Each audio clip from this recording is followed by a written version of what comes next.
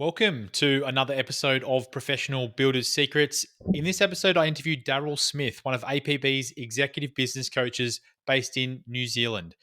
Daryl uses his decades of experience in the construction industry to help empower builders through people centered, strengths based coaching that drives growth, confidence, and lasting success. We dive into the importance of aligning personal purpose with your business goals, and maintaining focus through daily habits and building a financially successful building company. Keep listening to discover the key systems and processes that you can get in place to help you achieve your long term aspirations. This episode of Professional Builders Secrets is brought to you by Apparatus Contractor Services. Apparatus provides full scope, end to end QuickBooks precision construction accounting and CFO services for residential builders. If you feel like you can't completely trust your weekly and monthly financial reports, or you feel like you're flying blind, Apparatus will rebuild and operate your QuickBooks accounting system and give you precision construction accounting capability you can trust. Learn more at apparatusteam.com or on the APB Rewards partner directory. But it really did teach me a lot that we need to understand our own core values. If we're building a business, we have to have those through the heartbeat and the veins of that business. You know, if your family had a value system, you do what you say you're going to do. Then in your business, this may mean a value such as we are careful, thoughtful, and planned with our words and commitments. It could be a core value, right? That alignment with our personal values is so critical to our business goals.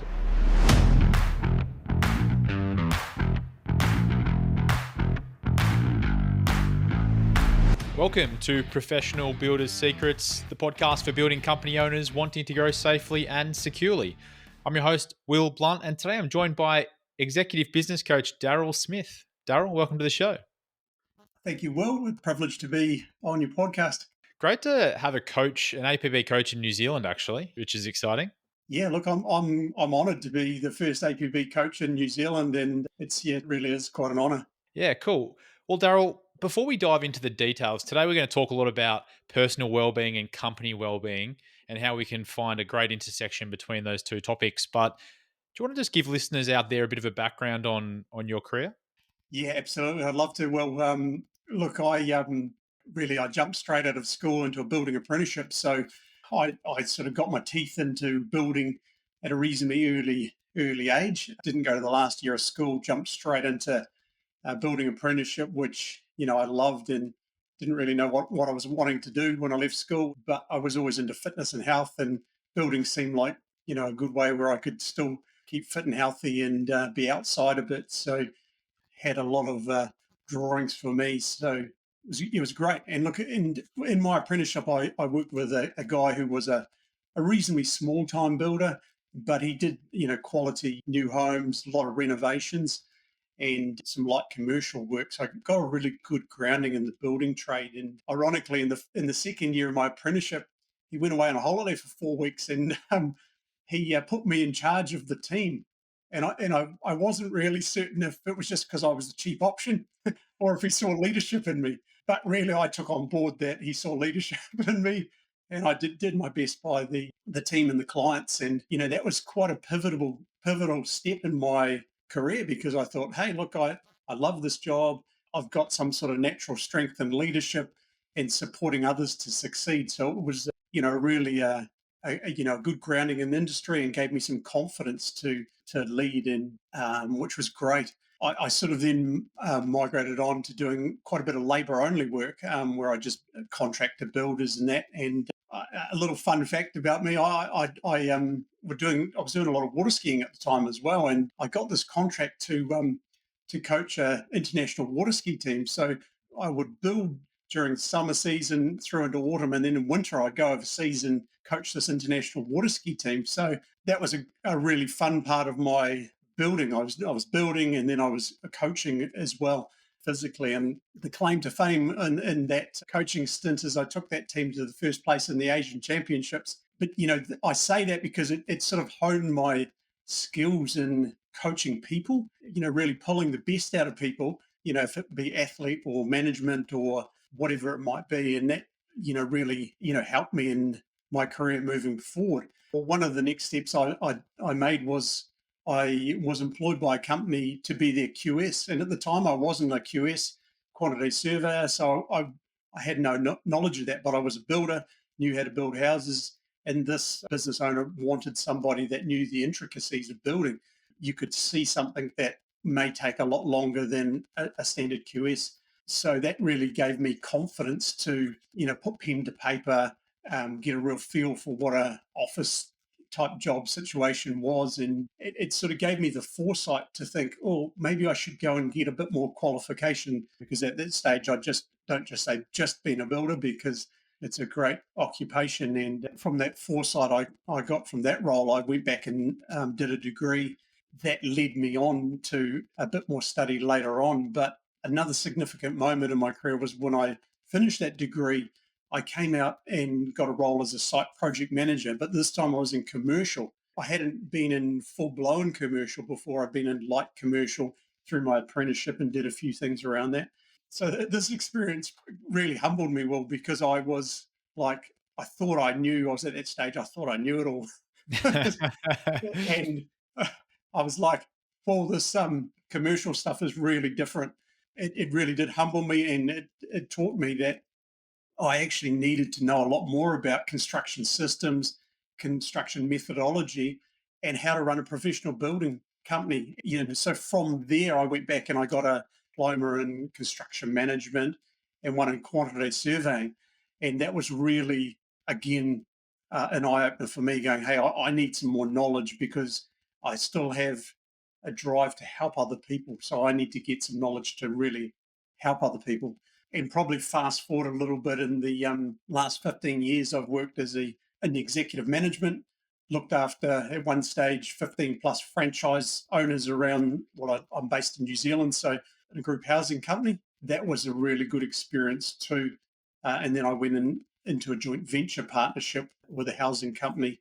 After those experiences, I really changed my focus into business consulting and business coaching. And when I found the APB, I was really excited, because I was really sold on their vision, and it really resonated with me, what they saw in the industry and the need that they were filling as well, looking at building companies, helping them to function more in a more professional way. So I really love what APB do for business. This might need to be one that we take offline, but I've never been able to crack water skiing. I've just I can stand up for about a second and that's it. Yeah, look, it's true. It's one of those sports that you've got to put the time in, and it's just time on the water. And when you get to the competitive water skiing, especially slalom skiing, so there's three disciplines: slalom, jump, and trick. And the slalom, you go through a course, and you've got to get around six buoys.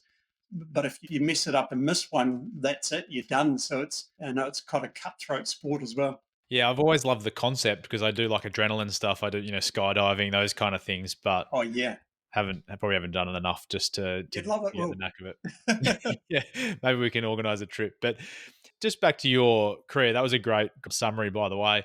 What do you see the overlaps from your time working in the commercial space and how that can be applied to residential builders? typically commercial have had to be more professional quicker than residential, because there's a lot more stringent restrictions, especially health and safety and systems, and there's a lot more components with you going up levels to get right or to get wrong. So I think commercial, what I learned is their systems were definitely ahead of what residential were, in the sense of systems process. And so I think systems and processes were, a big take home for me from commercial, that we needed to be more orderly in what we did. Yeah, that makes a lot of sense. Okay, so let's bring it back to the topic at hand. You're very passionate about this intersection between personal aspirations and business aspirations. So let's start from a personal perspective. How can builders better align their personal goals and purpose with those of the business? Yeah, I love that question, Will, because there is often often there's not an intersection between Mm. personal and business, and I think it's a real key component to really drive good business and longevity of business. And we all have our own values and beliefs. Some set at a young age, and some set later on as we navigate the goods and the bads of life. And I think one of the things I've learned is mindsets and values can change. If we see a better way, we can adapt and move there. One of the things, I was very blessed to come from an incredibly balanced, caring, and they were family that was people centered and strengths based. They obviously didn't know that's the approach they had. It was just in their DNA to care for people and bring out the best in people. And one of our family mantras was, "There's no such thing as can't, but there is find a way." And I love that because every time there was a roadblock in my life, my parents would say, "Well, it's not a can't. What is the way through?" And that was one of the, I guess, the values that was instilled in me. Look, and a simple value of my family is to always do what is right, even when no one is watching. And I love that. Ironically, it's one of APB's core values as well. I think we oftentimes we go through business and we have success and failures. I love failures because they teach us so much, right? And one of the most successful businesses I was a part of, I was a partner with someone else for a number of years, and the business functioned very well. But unfortunately, I was pushed on some core values and asked to compromise on these values, which I wouldn't. So I ended up exiting that business. And the reason I stood up for what I was believed was just as simple as it had, was imprinted on my life that I will not compromise on these particular values. Others have different structures, right? So I don't hold any grudges against that business or those people because they had a different core value to what I had. But it really did teach me a lot that we need to understand our own core values. If we're building a business, we have to have those through the heartbeat and the veins of that business to really, imprint yourself on that business, right? This is something I can sit back and be really proud of. I think a good example would be, if your family had, a value system, you do what you say you're going to do. Then in your business, this may mean a value such as we are careful, thoughtful, and planned with our words and commitments. It could be a core value, right? That links there. I was thinking about this, Will, and it would transition into how we employ staff. You may take a little bit longer and a structured approach and process to employ people to ensure you get to know the person on a deeper level before committing to an employment contract. I believe these our personal values can link through to the business. Another business I was part of, I had a staff member who was he was literally a superstar. This person, but as soon as I'd turn my back, or I was out of the office, he'd be turning on me or other staff, and I realised that it was just in this guy's nature that he just loved drama. And I found out, that he just loved that and not necessarily one of his core values. It's just who he was. But from this experience, I wrote and added a core value, which was we value our team and we speak well of each other because it was something that we were going through at the time. I eventually moved this guy off. It was amazing what it did for the atmosphere of my team. It lightened the air. It just felt like I could breathe a bit easier, and everybody was a lot happier. Which naturally led to an increase in business motivation, which transitioned into positive business results. So I think those couple of examples hopefully show that alignment with our personal values is so critical to that of our business goals and values. Yeah, can you dive into a bit more about the benefits of creating that alignment between personal and the business values and purpose? One of the keys for me is that when you're creating a business, you want your people to do what you believe. You want to have your company manuals, company structure in place that they can pick that up and really understand a bit more of your heartbeat. Mm. And I think when you've got those manuals in place and you are living those values, your team will then live those values as well. I probably could pull out a few good examples, but the people you work with enjoying who you work with. And that could be like your suppliers, making sure that they're on the same page as you are, making sure that their core values align with yours because they are a representative of your company on your site. So you want to have those aligning similar values. Yeah, that makes a lot of sense. What then can builders do at a more granular level to try and stay focused and aligned with those aspirations that they have? What habits can they put in place? having habits, but then staying focused on it. I love it. I've got two quotes that I pulled out, and I love this one by Bruce Lee, and he says, "I fear not man who has practiced 10,000 kicks, but I do fear a man who's practiced one kick 10,000 times." And that just is sort of aligns with that focus, right? It's, if you're practicing that one thing and you get great at that, then the results will speak for themselves. Bruce's case, it's a knockout, right? And Yeah. yeah, the second quote was from Brian Tracy, who I really respect, and he says, "Successful people are simply those with successful habits." As simple as that, right? And when I was running my building company, there was different habits and rituals that I had, and some of them you'll probably laugh at, but I'll walk you through them because they really were the cornerstone to my success at that time. And those habits were as simple as, starting the day in a positive way. And this is, I've got a natural care for people. And one of the things I would do is I'd get up early in the morning. I'd be at the gym at 6:30 in the morning. So I'd do that Monday to Friday. I'd be at the gym. I'd work out for 1.5 hours or whatever I felt like, but I would be there and I'd work out. And one of the things I found, and I personally love the early workout because I arrive, I know some people don't, but I personally do the early workout and then I arrive at work having already overcome and conquered something tangible. So I feel empowered already. And then I can continue that through the day. And for me, that habit allowed me to, whatever came at me during the day, I was able to deal with and overcome. The second thing I did is I'd be at the office about 8 o'clock. What I would do, I would intentionally interact with my staff rather than getting into the work, but I would make sure it was a non-focused mentality that I had. Sorry, a non-work focused mentality. So I was just caring for the people, talking about them, so everyone was at ease with the day, and there was a positive energy and a low intensity to start the day. And I just felt that habit really set a tone in the office for a lightness. And when the clients came in, people tend to take a little bit more time with the client rather than just rush them. The next thing I did, which again is something that I just got into the habit of doing, and it was, to the girls in my office called it my second office. I would go down to my second office, which was a local cafe, and I would sit there. I'd go there with a folder, and that time was my focus time.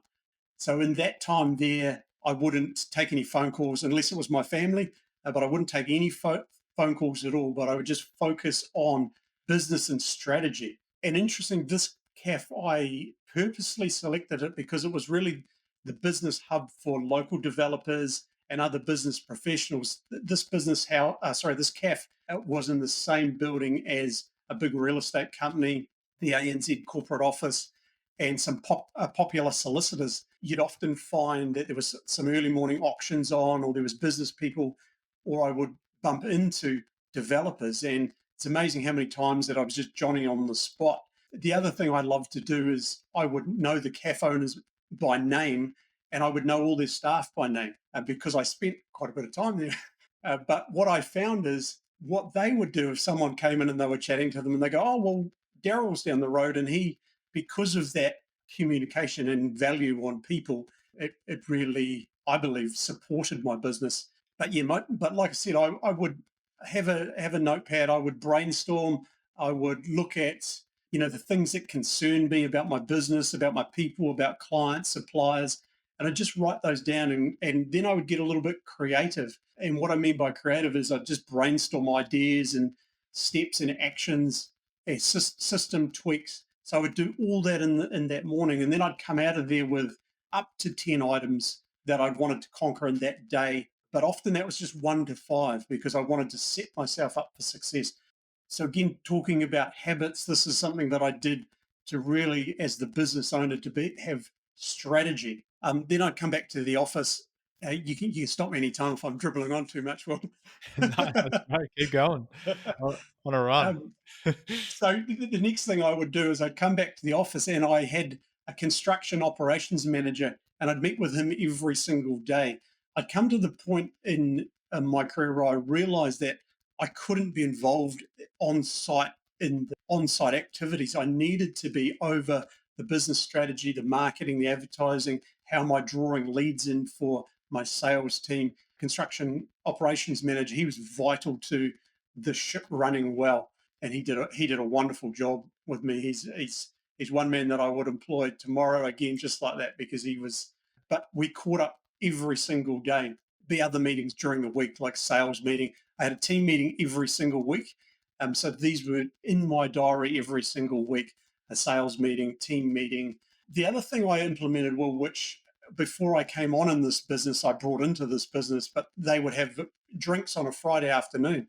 And what I found when I talked to all the staff is they really did it begrudgingly because they really wanted to get home and enjoy their families. So I brought in that everybody must be done by 4 o'clock on a Friday, home to their families. We just eliminated the drinks catch up because there was no benefit to the business, and I felt it was a detriment to my people. So those are a few things that I did. The last thing I did, well, which you probably laugh at as well, is I rode my Harley. I had a Harley at the time, so I rode my Harley to work every Friday. This was, something I just loved doing. But for me, beside it being just great fun and I loved it, I felt, free and just really blessed every time I started that thing up. But it reminded me also that the reward that I had by actually having the privilege to own that came from my team, and that I had to look after my team, focus on my team. They were really the ones that made my business succeed.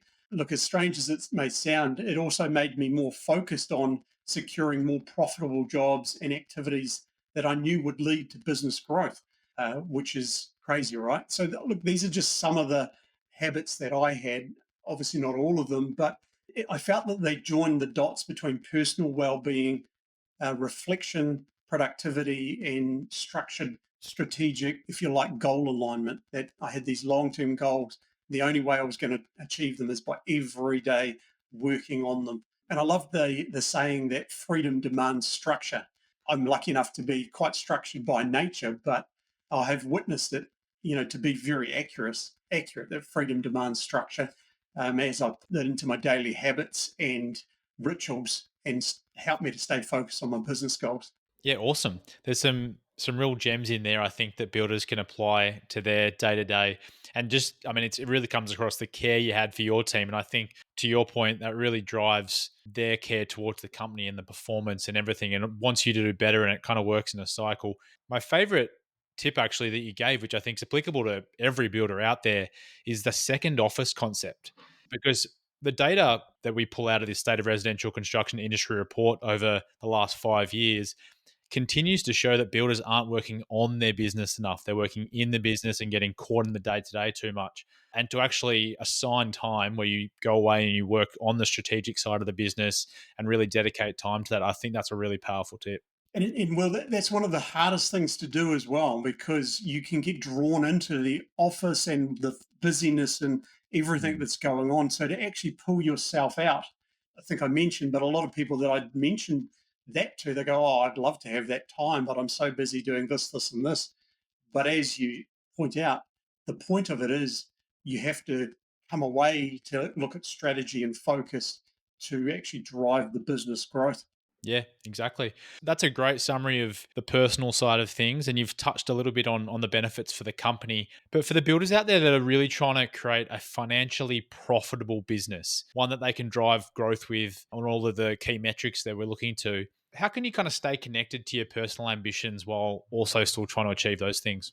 Look, in my experience, there are a number of really critical components to linking that building profitability through to staying true to your personal ambitions and where they cross over. One of the first things is, starting with your why. I think it's a critical to build a foundation based on purpose that's deeply meaningful. And I think if we dig into the why of your business beyond the profits, what is the why? It could be look, I want to leave my children enough money to buy houses, or it could be I want to build a shelter for homeless people in the city and I want to fund that ongoing. But I think a focus on purpose helps guide profitability, and those profitable decisions were the driver to personal fulfillment.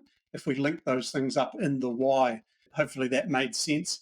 The The next key I would say would be consider a value driven decision making.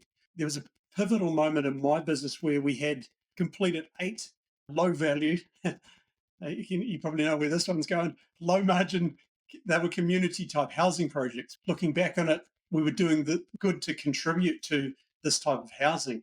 However, when I went and back costed these houses that we'd done, and obviously 8 of them, due to the nature of them, there was a higher compliance, some different products that we would normally use, and the client was focused on cheapest price wins.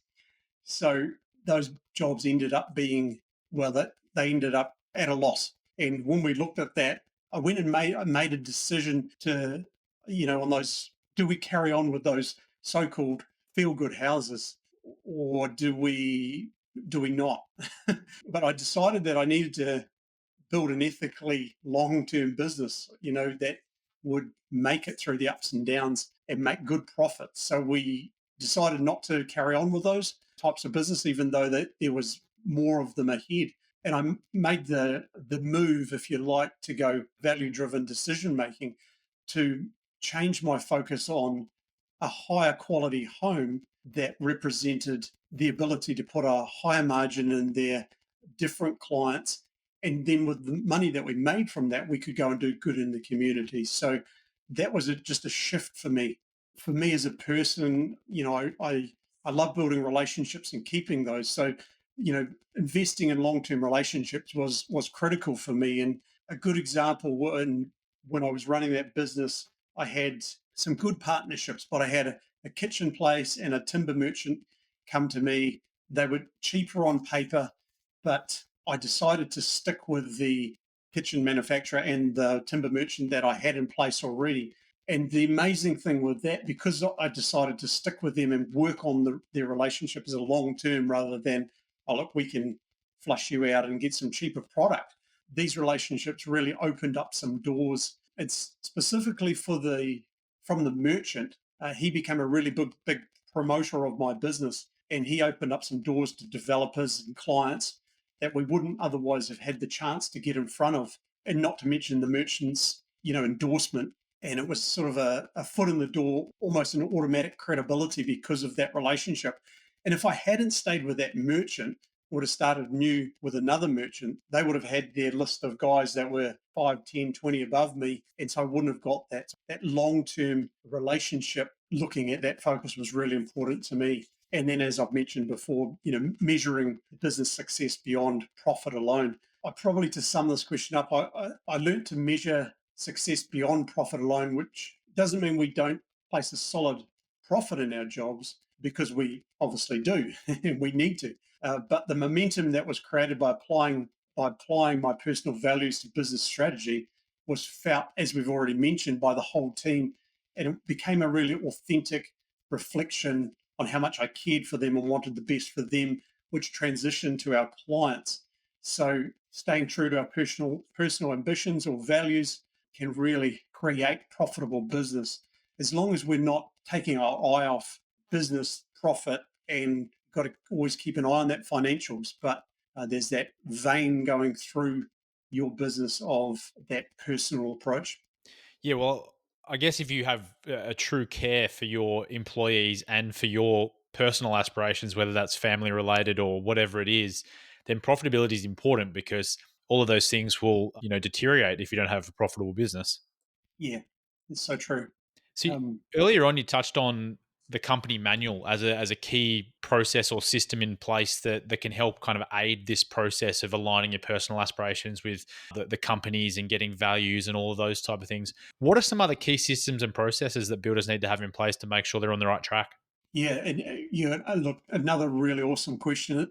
The systems and processes are so vital, where we encounter so many builders that are so busy because it's all in their head, and they're going, "Hey, look, well, I'm needed for that. I'm needed for that," and to be able to really get those down on paper, is a real clincher. And look, I think before I fully answer that, just going to touch on a couple of reasons why I joined the APB, because it segues in nicely into that question. And one of the reasons I came on as an executive business coach, first reason was I was really impressed with the systems and processes that have APB have invested in and implemented into practical training material and transitioning through to their coaching and focus on their clients. I think the whole professionalism, they help builders lift their eyes up and focus on professionalism. And I also felt that the interactions with APB, in my interactions, sorry, with APB, that they actually cared for their builders, that they had the privilege of working with rather than, oh, these are just my clients. That they aren't just clients, they're dealing with people and people's reputation and livelihoods. So I really, saw that as a real need in the industry to become professional. I just jotted down one of the legendary basketball coach John Wooden's quotes as well here. Well, when it says a good coach can change a game, a great coach can change a life. And I think as we're coaching, as we're putting in practice systems, what is our work in progress? How do we price for profit? Those sort of systems, our sales process. Do we have a sales process? Or is it just in the head of the business owner? And one of the things I had in my own business was I realized that I needed to write down every single step that a salesperson would go through, where they would go, and then they didn't need me. Sometimes they needed me, well, but not always. They could follow that process and get the client over the line, and all I had to do is support that process. I guess those are a couple of systems that need to be in place, right? Like your sales manual, construction manual. Do you book in slots in your in your sales, at the sales and that front end? Do you go, hey, look, we've got this many slots this year, but you can fit in there, and it's creating that sort of scarcity. Those sort of systems are really vital. Yeah, cool. You're pulling out all the big quotes today. Bruce Lee, John Wooden. That's For those right. that don't know, I'm sure everyone does. John Wooden, the most successful basketball coach probably of all time. You'd have to go Yes, close to saying. absolutely. Yeah, he didn't he win something like 18 college championships in a row or Yeah, something crazy yeah, like he that. did. In that college basketball league, he was phenomenal, and he did play himself. It was before the NBA, so he played at that high level himself. But whatever reason, he just became a phenomenal coach that was almost unbeatable. And he's a quote machine. There's so many great quotes out Yes, there as that's well by right. him. Awesome, Daryl. Well, that's some really good practical advice for builders to take away. I think if we wanted to wrap today's conversation up in a nice bow for some practical steps that builders can take next, what would your final advice be? From me, well, I love strategy. I love sitting back and reflecting, on what was, what is currently, and then looking ahead to what could be. I've also learned through experience being overworked, being isolated, being dissatisfied with what I was doing, that challenged reflection and time for creative and limitless. And then when I get in that creative space of thinking, it's limitless. There's, open the door up. Why shut it? Take the roof off. Let's be limitless in our thinking. And that should shape our strategic direction. And I see also, if we have an honest focus to strategy and planning as the basis to align business and our own personal goals and company goals, we can link those through into our mission, our vision, and our values. Ironically, I'm reading a book at the moment by Stephen Bartlett, and he's written a book called The Diary of CEO. In one of his chapters, he says, we've got to make people feel something either way. Some people will love you, some people will hate you, some simply won't care. You will only connect with the first two, but the ones that love you, the one that hate you. And so he's really talking about being who you are, being authentic to who you are. And don't worry about the guys that hate you or don't really care. You've got to focus and you've got to go, this is who we are, be proud of it, and deliver your business in that eyes. Don't try and please everybody because you can't. Yeah, that's some advice that I would leave with people today. Will is really get your eyes up, get your focus zoned in. Great advice. Don't try and please everyone. I think is great advice, but also keeping the focus there. So, Yeah, Daryl, yeah, thanks so much for coming on the show today. I've really enjoyed getting to know you better, and I'm sure everyone else out there has taken away some real good gems. awesome. Well, thank you very much. I really have enjoyed talking to you today. So thank you very much. Awesome. A big thank you to our listeners as well, wherever you are in the world. If you like the show today, please subscribe to Professional Builders Secrets on your platform of choice. And if you're feeling generous, leave us a review. But until next time, have a great day.